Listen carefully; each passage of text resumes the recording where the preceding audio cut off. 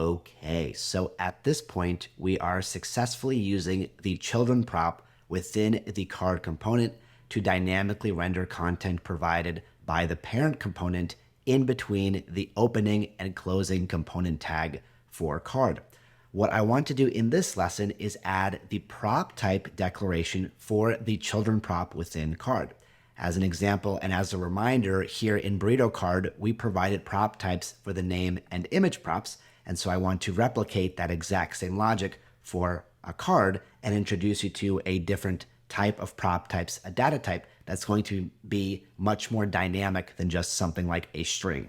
So at the very top here, I'm going to import the prop types object from the prop types library. And then, of course, the way we structure the syntax is below our component. We reference the name and we attach a property to this function. A function is also an object in JavaScript, so we can totally declare a property like prop types, and it must be called prop types. And prop types, of course, is going to be an object where the property names are going to be the expected props. So in this case, we expect one prop, and it is called, of course, children. So I'm going to write children right here. And of course, we're going to reference prop types.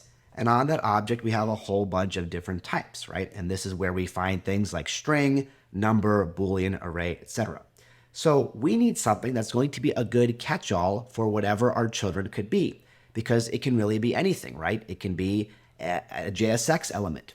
It can be a React component, or it can just be, for example, a basic number or a basic string, right? The parent component can provide anything right here in the opening and closing tags of card. So there is a category here that is available for that, and it is node. So the prop types node type is a general type for anything that React can render onto the screen. So that includes strings, numbers, React components, JSX, etc. So this is a nice parent category that captures all of the possibilities that the children could be. All right. I'm going to save that. And then the next question we have to answer is whether or not we want to provide a default prop value for the children prop. And in this case, I'm going to decide to do that. So as a reminder, the way we do that is we once again reference our component and we assign another property, and that one is called default props. That is also going to be an object.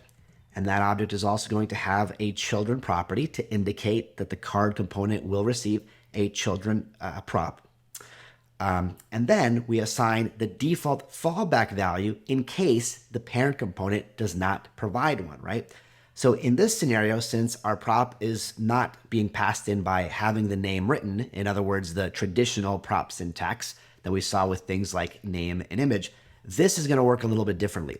The way this works, as you might guess, is this is the fallback value to use if there is no content between the opening and closing component tag, right? So in other words, this is the value to use if card is rendered like so, right? If we do not provide any child content within the opening and closing tags, then there is no concrete value for the children prop and it will not be anything, right? So this is what we can fall back to. So here we can even do something like provide some JSX to always render in case the parent does not provide me with anything. But what I'm going to do instead is assign the value null. And the way that is going to work is whenever we try to render null right here, in the case that the parent does not give me anything, null is simply not going to render anything onto the screen.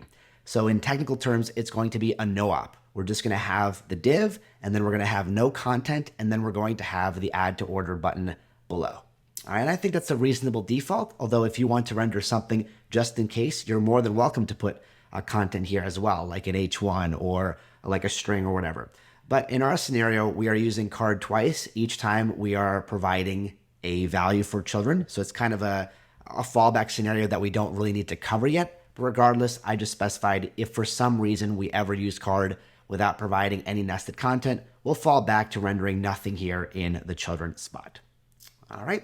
But the key takeaway from this lesson is we can apply the prop types type declaration for our components in the exact same way for the children prop as we can for any other prop. And the general prop type that you're going to look for is going to be node, because that covers anything that React can render to the screen. Strings, numbers, components, any JSX elements, etc. It's kind of like a parent level category or classification that covers all of those bases. All right, that's all there is to cover in this lesson. So I will see you in the next one.